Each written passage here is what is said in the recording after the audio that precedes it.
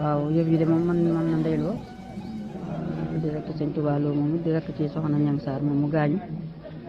man nag maa ko yoroon ba yàgg ba tey mbir mi yéeme man nag lu ne mas naa koo fekke waaye lu mel nii mosuma koo fekke mu doyoo doy waa ñun tànk yi danañ métti weeru koor bi daaw la tàmbali woon tànk yu métti ba mu yàgg ba ci juróom-ñaar ba di métti yem nii rek fu ne nag dem nañ fa maan moom ba yàlla dogal ma juróom-ñaari weer yi yëpp moom daanaka sama kër la ko nekk ndax tànk yu métti ba ma mënatuma ko fekk ci kër gi ma andi ko sama kër ma ko indee kër gi atam yor ko fa ba yëf yi dem ba dépassé no ñuy dem daamaatu ba mu yàgg ñu jàllale ñu jànnat lépp ci tànk bi métti benn tànk bi tàmbalee ci ndëgg li yem ci waq bi kese moo doonoon métti bi li muy rëy looloo métti bi daan na ba suubu liñ dagg nag dañoo daal suubu woon ba yàq tànk bi moom moo ngi leen dagg yàlla dogal ñuy dem di jëli rendez ba benn bis ñu bindal ma benn échographie ñu ma bindalee échographie bi ma dem def écho bi ba ñu ne bis ajuma nga koy jël ma xëy ajuma di ko jël si ba ma ko jëlee ba pare dama faa jaar dañ faa jaar dem wan leen ko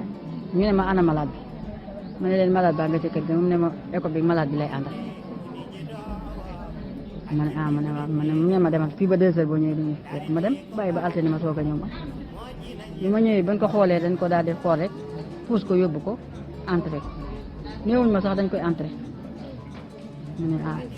waaye man booba fekk na man soxla naa man ñu entré ko ba dindi tànk ndax booba tànk yàqu na suuf mel lu kenn mënta lijjanti daal ak nit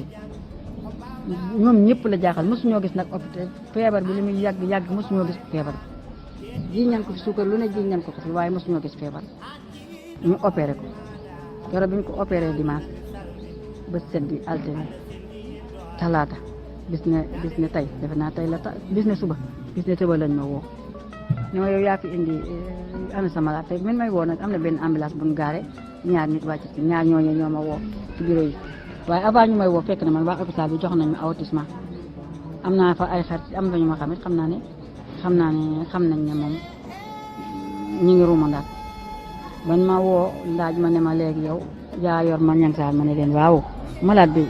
sa malade lu ko dal ma leen sama malade ba ma jógee sama kër tànk bu métti laa fi indi woon ba ma ñëwee ñu opéré ko mu ne ma waaw léegi nag dafa am beneen loo xam ne dafa xew ndax loo xam ne ci gouvernement bi ci kaw la jóge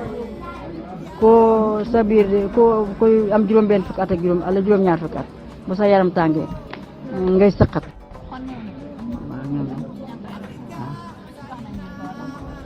waaw ña nga ca waaw léegi nag man ma ñu woo ma ne ma léegi yow